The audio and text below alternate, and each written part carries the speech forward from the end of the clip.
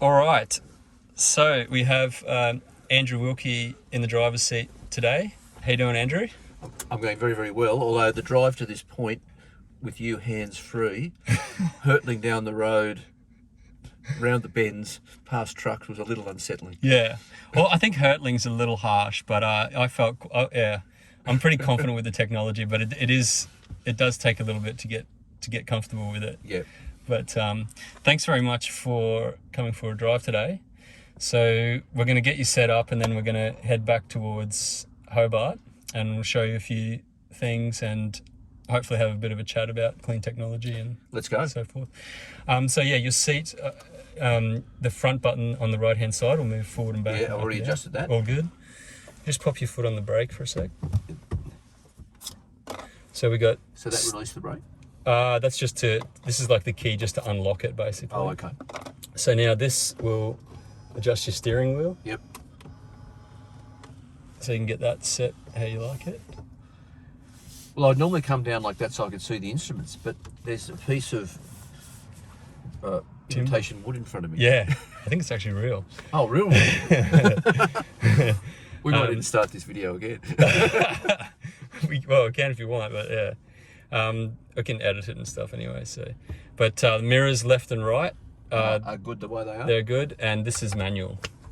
Oh. Yeah. A bit old-fashioned for Tesla? Yeah. And yep, that's good. okay, and there's a whole bunch of other stuff, like this is your aircon here, and you can move the flow of air around like that. Okay. And then, yeah, it's got like heated seats and stuff like that as well. Then we've got entertainment, we've got Netflix and YouTube for when you're charging. And then there's video games and all that kind of stuff. There's an amazing sound system in this car as well, but we're a little bit constrained for time, so I reckon we'll just start heading back. Yep. Indicators on this side. Yep. And you'll see here, park, reverse, neutral, drive. That's your stick on this side. Down? Yep, so reverse. yeah, hard up, we'll put in reverse. You normally just skip straight through neutral and just go all the way up. Reverse. Park. Yeah. No. That's in reverse now. How do I get into park? Park is the P button on the end. Oh, right. Okay. Yeah. Switch that off. And then And that's into drive. We're ready to go. Yep. I've got to say, although I don't want to endorse any particular product, this is a hot little car. We ready to go? Yep, we're good to go. So the brake's off? Yep. There's no brake. I mean, there's the park button, but there's no like handbrake, really. I believe there's a push in some countries to have a machine to make a little noise to alert pedestrian. Yeah.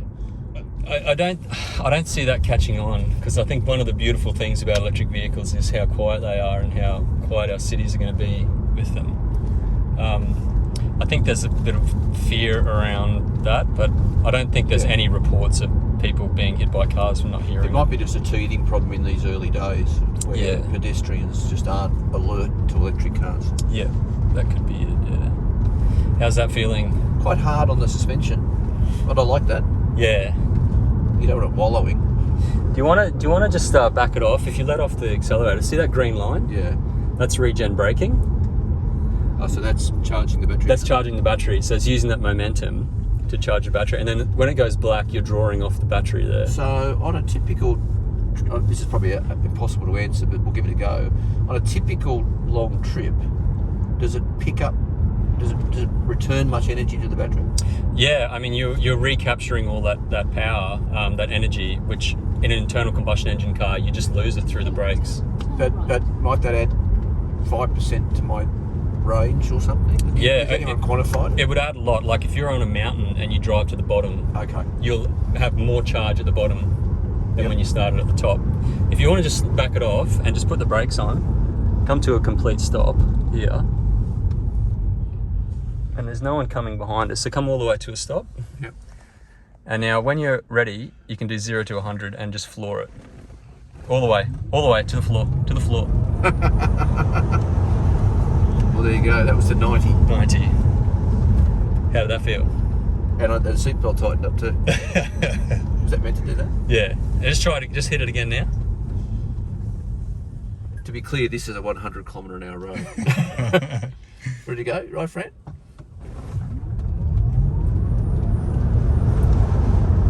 And again to about 90. And just hit it again now, just quick. And you feel safe and you feel in control? It didn't, in my regular car, it's front wheel, well, it's mostly front wheel drive, and if you accelerate fast, it wants to go one way or the other. Yeah.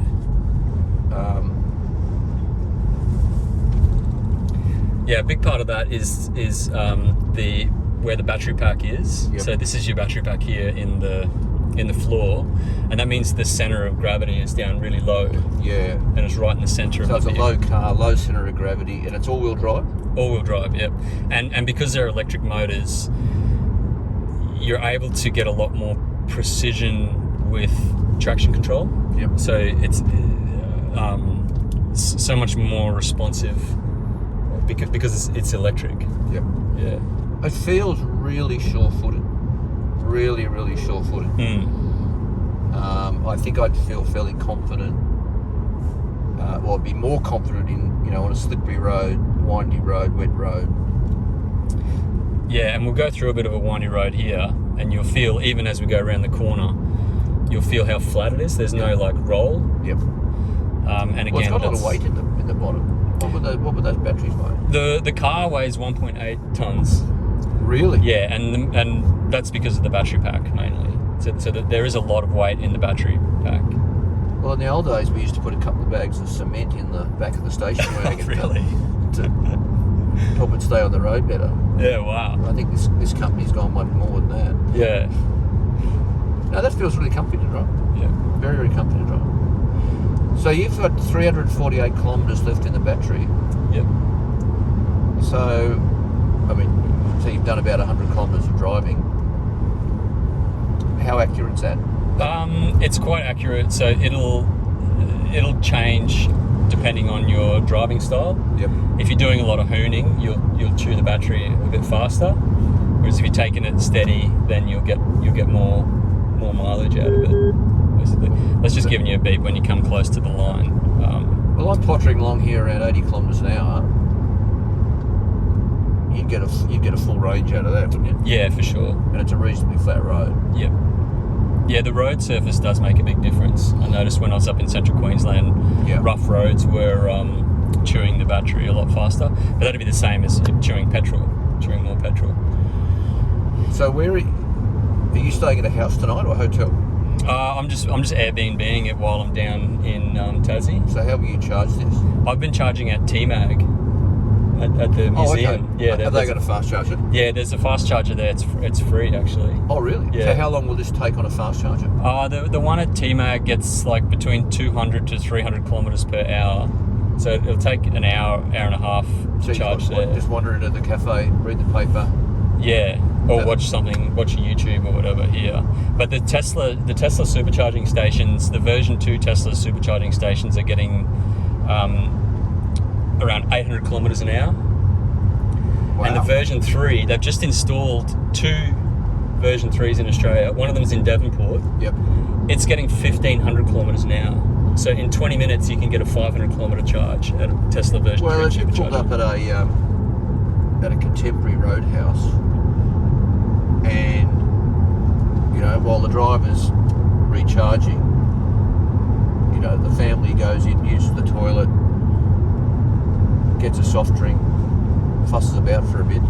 That's about 20 minutes. Yeah, exactly. You're no longer with modern electric vehicles. You're not constrained by battery range. You're constrained by your bladder. But with a typical Australian house, with the sort of wiring that house has, if you put the manufacturer's home charger on the wall, how long will it take to fully charge this battery? In 8 hours, you'll get a full charge. No problem whatsoever. Okay. So if you got home with zero, like with almost no charge, you would have a full charge the next day. Really, the superchargers, the idea behind the superchargers is for intercity travel. Yep. you don't really need them day to day. If you've got a garage, you're going to start every day with a full charge, basically. Well, let's say you live in one of the capital cities. You might drive 15 minutes, maybe an hour to work and home. A lot of stop-start. Presumably you're only going to use a quarter of your battery. Yeah, if that, because that stop-start, you're capturing that lost energy. You can drive throughout the city without using the brake at all because of the regen braking. Oh yeah. Now I know this is a hard question for you because every state has different tariffs. And here in Tasmania I've got 2 tariffs going into my own house. Mm-hmm. But if it was on your regular power point in a typical state, what might it cost to charge this up? So in Melbourne, I was getting 10 cents a kilowatt hour off peak. Right? Wow, that's good. Yeah. That was through a business rate. That was actually Momentum, so I think it was actually coming from Tassie. So what was it costing to charge this? Well, this is a 75 kilowatt hour battery pack. Yep. And so 10 cents a kilowatt hour, that's $7.50 to fully charge it. So for $7.50 you can do 460 kilometres. Okay, now that's a bit less than the range of a typical small internal combustion engine. So we might adjust that, say, like for like, $10-12 for a tank of fuel. Yeah, you could say that. That's all right. Yeah, that's probably like a fifth of the cost of petrol. So given the fact that the cars are currently more expensive than one with just a small internal combustion engine, how many years does it take someone to sort of break even?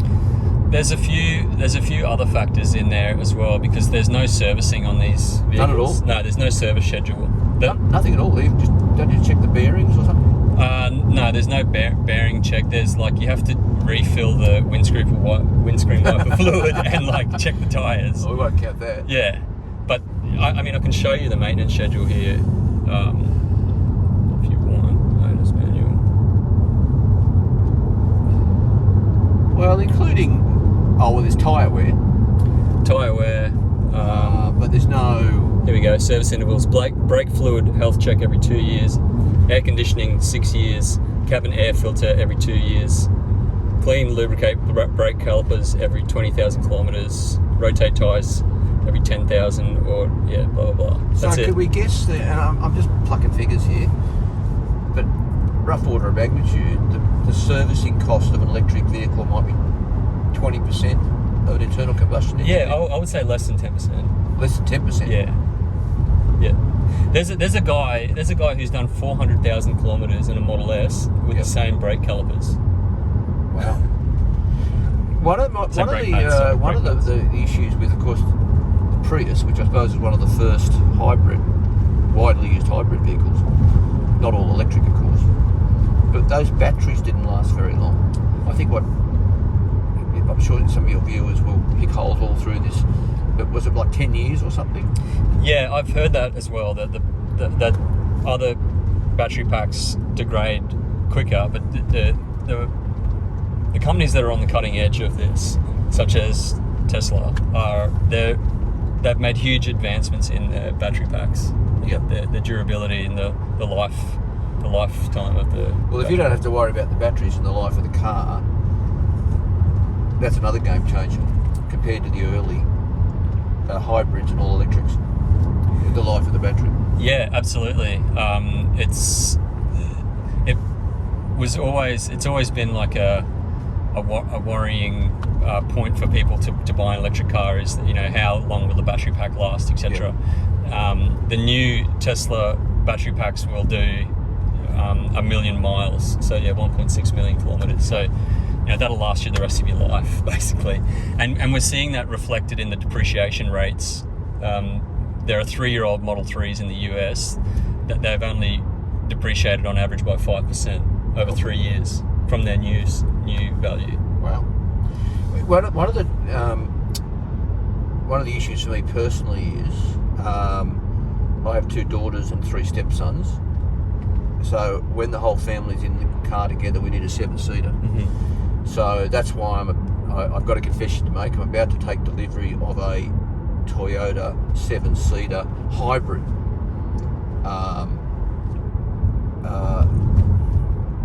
You know, I'm keenly awaiting the bigger vehicles in all electric. Yeah, I'm not sure what 7-seater vehicles there are out there. I think the Model S and the Model X could be converted into, you could get a 7-seat option, but the back seats, just like small kid seats in the back, the two back ones. See, I need 7 real seats.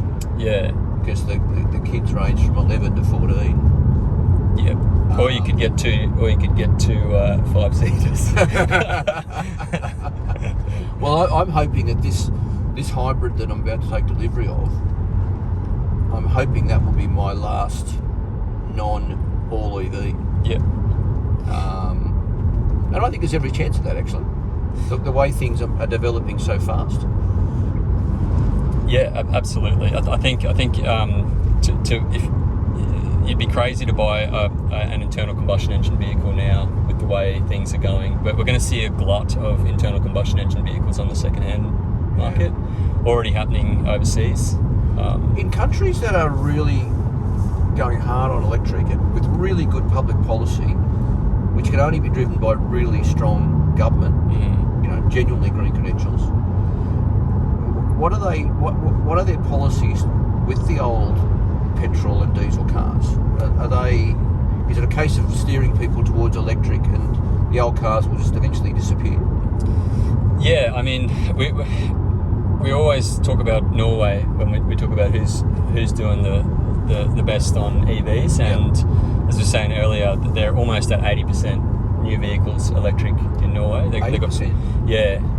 So, and they're going to ban the sale of petrol and diesel cars by 2025. Now, they've had really strong EV policy for 20 years, and now like the air in Oslo is something like 30% cleaner than what it was 10 years ago. So the citizens of Norway, the citizens of Oslo are all benefiting from this policy, in that they're not breathing in as much diesel particulate or carbon monoxide as we are in Australian cities. And this is really, really want to drive this point, that diesel particulate is horrible stuff, and we're all breathing it in, and you and I would have tens of thousands, hundreds of thousands of little bits of diesel particulate lodged in our lungs. It's the same for everyone. We've all been breathing this stuff in every single day of our lives. There's not a person on the planet who's lived in a city who hasn't been breathing in diesel particulate and carbon monoxide their entire lives. Yeah. This is the opportunity that we've got. When we get to 100% electric vehicles, the air in our cities is going to be pure, clean air. And there's not a human alive today that's lived in a city with pure, clean air. So what is that going to do for our well-being? What's it going to do for our cognitive function? Yeah. What's it going to do for our health? Diesel particulate's linked to leukemia. It's linked to asthma. They've done studies in the US with school children who take those big yellow diesel buses to school, and they study like 20,000 kids, and kids who take those buses have a 6-point lower IQ than kids who don't. This is affecting our society in a massive way. I was interested to hear, before we started videoing, I was interested to hear you talking about how much and I don't want to plug any particular brand, so I'll say how much safer modern high-tech cars are. And even the figures on this particular car, how much safer it is with all of its safety features. I mean, you keep one person out of intensive care and a lifetime of health problems or disability. I mean, that car could save $1 million from the taxpayer. Absolutely. And millions of dollars. Absolutely. And this rarely gets a mention when we talk about the transition. Yeah. No, I'm intrigued by that very point, because I'm as interested in public health as I am in about the environment and EVs, and anything we can do to keep people healthier and out of hospital. Yeah, and autonomy. autonomy, most people don't understand what a profound impact autonomous driving software is going to have on our world. Yeah. As I was saying earlier, this car, you're 10 times less likely to get into an accident because it will react to cars around it and avoid collisions.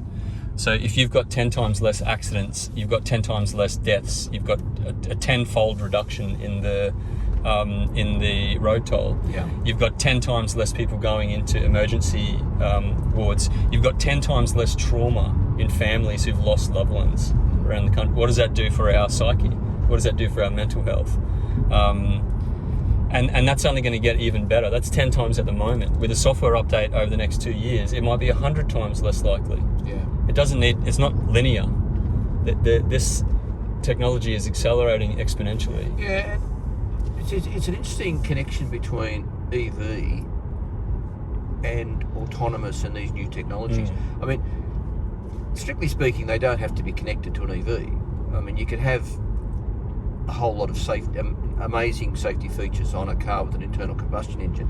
But the reality is, that was in theory, the reality is that it's this push for high-tech and new cutting-edge transport that comes with the EV that seems to be driving the push towards autonomy and all of these other aspects of the car. They don't have to be because it's EV, but they just seem to be coming with EV. It does help if it's EV because the responsiveness of an EV is much faster than an ICE vehicle. Yeah. So if an ICE vehicle is trying to avoid a collision, it doesn't have that instant power to react. Yes. But you are correct in that the software is a separate system to the. But they seem to be travelling together. Yeah, that's right. They seem to be travelling with EVs, and presumably the computer or computers or chips or whatever in this vehicle, it has the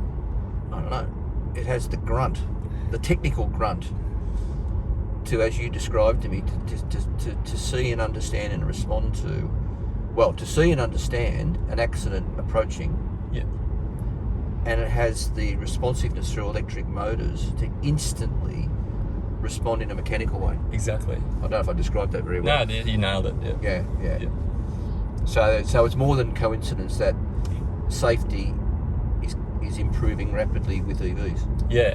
Now, along with the rollout of EVs. Yeah, that's right. And I think the road toll in Australia is around 3,000 people a year, something like that. Yeah. Imagine if you could reduce that by a factor of 10. Yeah. Wouldn't that in itself is worth. Well, here we're driving along in Tasmania, and our public health system, we don't have COVID here at the moment, but our public health system is stretched. You keep people out of the Royal here, and we're all the better for it. Yeah, absolutely. While we're on a nice bit of road, would you like to try the autonomous driving features? Is it as easy as just turning it on? Yes, it will be. You can probably just double tap now on the right hand paddle. Which way? Down. We'll wait till we get going again. Okay. So all you need to do is stay kind of in the center of the lane. We'll wait till we get through the intersection and then double tap down. It's going to take over and you just have to be very soft with the wheel. So just try now. There you go. Now, anytime you like, you can you can turn the steering wheel to take it out. Okay. You can just practice now if you want, actually. Just practice turning the wheel. There you go. Now you're out. And so just try again. And take your foot off the accelerator. Yep, very good. It's picked up this truck in front of us. Okay. Your max speed is 80. That can be scrolled up and down with this one here. But you'll see that it's at 66 k's an hour because it's matching the speed of the truck. Did it read the sign, did it? Yes, it would have read the speed limit and picked up the 80 kilometre an hour. How does that feel? So I'm not allowed to send a text now, am I? No, not yet. Maybe in the future when it gets super reliable. So what'd you call it? The Tesla Wave? The Tesla Wave is the two-handed wave. Although what are the rules what are the road rules in Australia for having it in autonomous mode? You still are in control of the vehicle. Like you still have responsibility. The driver's still 100%. So there's no prohibition on activating the autonomous mode? Not that I know of. You can jump into that one if you can. So you're allowed to turn the autonomous mode on, but you're still fully responsible for the vehicle. That's right. I know in the US with autopilot, when you're on the freeway, it'll indicate and overtake cars and do exits and entries by itself. But in Australia, the software doesn't allow for that because of legislation. You can hit it and go if you want, or you can take off slow. Tell you what, it zips along. Yeah, see, there's the sign there. I just passed it. I got to say, it's a joy to drive. It really is a joy to drive. Yeah, it's marvellous, isn't it? But I just can't fit my 5 kids in it. I'll have to maybe tweet Elon and ask him for a 7-seater. Well, let me put my devil's advocate hat on. It's a lot of money, and it's not a big car. But it does seem to be the case that the prices are trending down pretty reliably. Yep. And it does seem to be that we're getting more choice of vehicles, and it's just a matter of time before I will have one for 5 children. But here's my political plug for the day. A certain amount of that improvement's going to happen organically, but it's not going to happen big time or fast unless the government encourages it. 100% agree. And the government could be doing so much to accelerate the transition to electric vehicles. Yep. Which is going to benefit all of us, really, because we're all going to benefit from cleaner air and safer streets, more peaceful streets. Yep. The noise pollution that's in our cities is insane. Imagine what our cities are going to be like when it's all electric. You'll be able to hear the birds singing in the cities. I'm starting to expect a violinist to at this stage. It's a well-rehearsed. It is a well-rehearsed line. Yeah. But another thing I wanted to chat to you about today was fuel security. Yeah. And how electric vehicles will play into fuel security policy. We often look at the supply side for fuel security. We don't look at demand side. And if we really wanted to improve our fuel security and rely less on foreign imported oil from Saudi Arabia and all these other countries, wouldn't we be accelerating the transition to electric vehicles so we don't have that demand on our fuel security? Yes, that was what's called a rhetorical question. This country has a fuel insecurity problem. In fact, more than a problem. Not a crisis. Somewhere between the two. And governments are doing bugger all to remedy it. We don't have, putting aside the environmental issues for a moment, we just simply don't have the oil reserves to be self-sufficient. We've got 20 days or something like that. Well, it depends on fuel types. Between jet fuel, petroleum, diesel, plus oils and lubricants, somewhere between, a couple of weeks, a few weeks. It all relies on tankers coming from all over the world, much of it down from the refineries in Singapore. We saw when that ship blocked the Suez Canal for a while, totally disrupted global trade. As it turned out, it didn't disrupt oil or fuel supplies to Australia, but an incident somewhere else would. These should be wake-up calls to us. We have limitless wind, sun, tides, wave, even geothermal. We have so many ways to be making electricity. I have long, it'd be my second political plug for the day, I have long argued for Australia to fast track, be on a fast track path to 100% renewables and zero net carbon. But I don't buy into this 2050 stuff. It was abundantly clear from the IPCC report, which was last week before, recent, that they made it clear that 2050 is not an option. Yeah, absolutely. If I had my way, I'd be aiming for 2030. Absolutely. I think we can do it a lot faster than what we're being led to believe.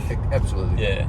Like, I always draw the analogy with the Second World War and how countries around the world mobilised their industries to point it at the existential threat. Now, we don't need to... Within a couple of years. Within a couple of years, yeah. We don't need to build weapons or, send people off to war. Our war is building electric vehicles and renewable energy as fast as we possibly can, basically. The analogy I like to use is the US Apollo program. Now, yeah, sure, the US is a much bigger country, more resources, but we're talking the 1960s here. We're talking... pre-computer age. What was it? 50... More than 50 years ago, 60 years ago. They said, let's go to the moon.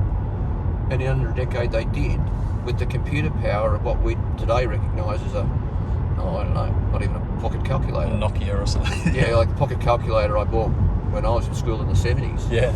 That was about the computer power they had. And bits of chalk, or not chalk, grease pencil on the window of the space capsule.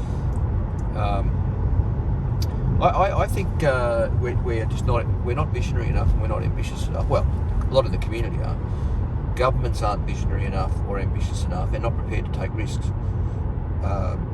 It needs just a completely different mindset. Just say, let's just go for it. Let's set an amazing goal and have a whole of nation effort to achieve it. Absolutely. If we miss the target by a bit, well, we gave it our best shot. But this 2050 talk is just patent. It's not inspiring at all. No, it's not inspiring. Right? Like, we are going into the third industrial revolution, right? Yeah. This is an incredible time to be alive right now. There is incredible technology that has been developed. We're not waiting for technology anymore. It's here. Yeah. It needs to be built, it needs to be rolled out, and we're all going to benefit from this. But it needs strong government intervention. Absolutely. And that's what's lacking at the moment. And we've got this sort of vague aspiration from the federal government, and a lack of detail from the alternative government. I don't know. I think they're both out of step with the community. Absolutely. They're trying to stay in step with each other, so neither becomes a political target. But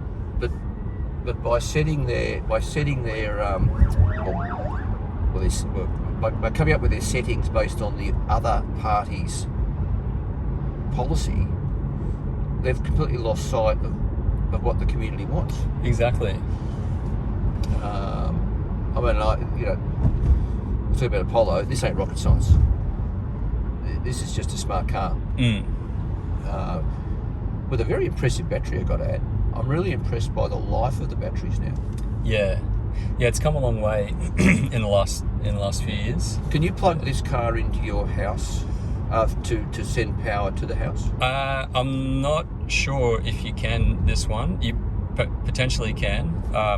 I know that Tesla is working on vehicle-to-grid technology and the software called AutoBidder, which you would plug in your car whenever you're not using it, and it would trade electricity with the grid. Yeah, I think that's really exciting. Yeah. I think that's really, really exciting.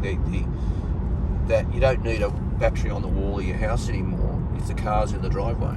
Yeah, well, the battery in this car is 5 times the size of a Tesla Powerwall. Well, there you go. So, yeah. No, I think that's really exciting.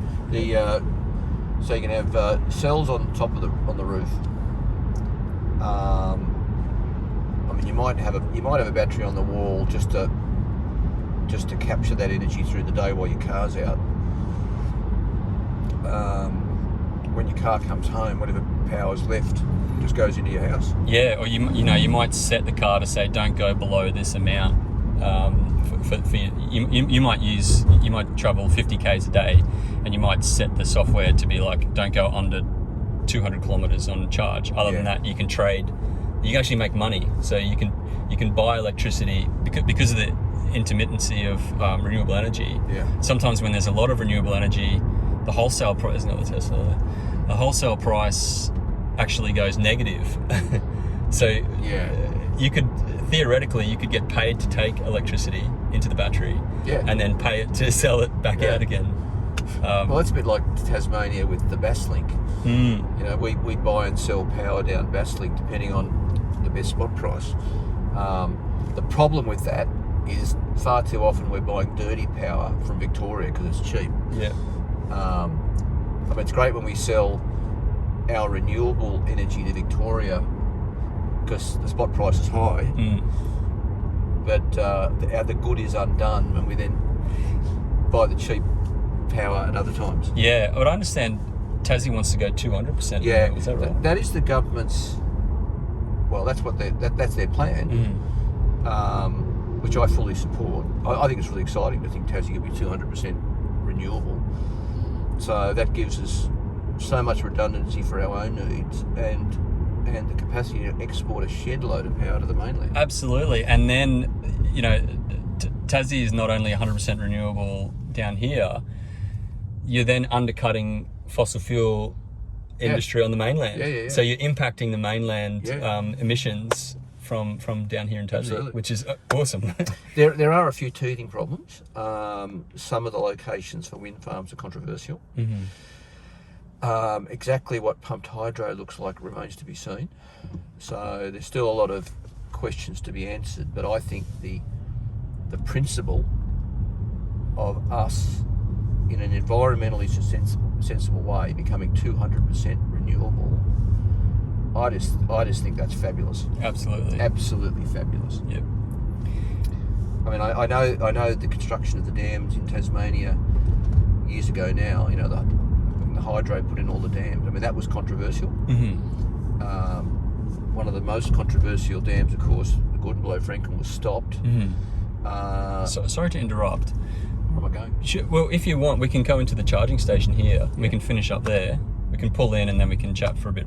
And then, okay, I've got to be in the office. Oh, yeah. I've got to be in the office, but I do want to see the charging station. Yeah, so it's down the end on the right, on the left. Sorry. Would we risk Fran driving it back to the office? We can. Or we can. It drives just like a normal car. There's. Yeah, if you want to drive. If you're a competent driver, this is a charging there's station. nothing remarkable about this. It drives really smoothly and easily. Now you'd normally reverse in, but we won't charge. But I'll just show the yeah. viewers the charging station. Oh, can we get a photo of this? Yeah, absolutely. How do I put the brake on? Just the P button on the end there. And that puts the brake on as well. Yeah. Did you want to wrap it up here or keep filming? We can keep going for a bit. Well, up to you. I could walk back from here. Or I mean, I can film. If you want to get out, we can have a look at the charging I'd like to station. have a look at the charger. Yeah, sure. Yeah, but then maybe wrap it up there. Yep. Does that give you enough? Yeah, that's fine. How do I Just do the top button there. Yep. Sorry, tell me again how to... Just the top button on. Top button Yep, there. that's it. And then just push. That's it. So you have to reverse it. Yeah, you're supposed to reverse in, but basically this comes out and then you just plug that. This is free in Tassie, yeah, in Hobart. This is the only one I know of here, but this one will get 200 to 300 kilometers per hour. There's two nozzles. Yep. Only one spot. Yeah. They're for different cars. But I just wanted to while we're here, I just want to point out, you can hear the traffic in the background, right? Yeah. Imagine what it's going to be like when you can't hear that anymore here in Hobart. Oh, that'd be weird. Oh, you'd hear the road noise. You hear a bit of road noise, but apart from that, it'd be pretty amazing, I think. Yeah. So this is free. Yep. So if I pulled up here, because if you've got people waiting too, you've got to be a bit careful. Let's say half an hour, how much gas would I get? How many electrons? I reckon, half an hour you'd probably get 100 kilometres of charge on So if on I was this a bit vehicle. short about getting home down the Huon Valley or somewhere, Yeah. half an hour, I'd just go over to the coffee shop and have a coffee. Yep. And that's what we'll see happen with charging stations around the country. They'll be almost integrated into where communities want to pull people. Like you might have a historical or culturally significant spot in your town. Yeah. You might put charging stations near there and that attracts. So tourism will be tied into positioning around charging stations. So it'll be a whole different concept. But in the boating world they have ramp rage where everyone's competing for the boat ramp. You're going to have charger rage, people waiting in line for the charger. Yeah. That's why we need more, I guess. Yeah. So you need the Tesla.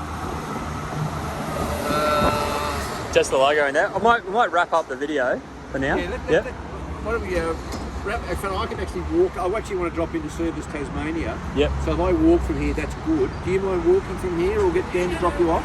Yep. No worries. Do we have to drive? Andrew, Senator Andrew Wilkie. No, I not just Senator. Sorry. No, I'm in the House of Reps. Oh, sorry, House of Reps. Yeah. Andrew Wilkie, thank you for driving this electric vehicle today. I really appreciate you coming in for a drive. Dan, this was a treat. It was a joy to drive, and I'm just that bit wiser about EVs. I already felt really optimistic about EVs, but I feel even more optimistic now, and even more committed to do what I can to pressure governments and alternative governments to change their policies. Because this will happen organically, but it won't happen fast enough unless governments make it happen. Absolutely, yeah. We can nudge it along and we can accelerate the change. Yeah. At about 3 point something seconds. 3.3. 3.3 seconds, 100 kilometres an hour. Awesome. Thanks very much.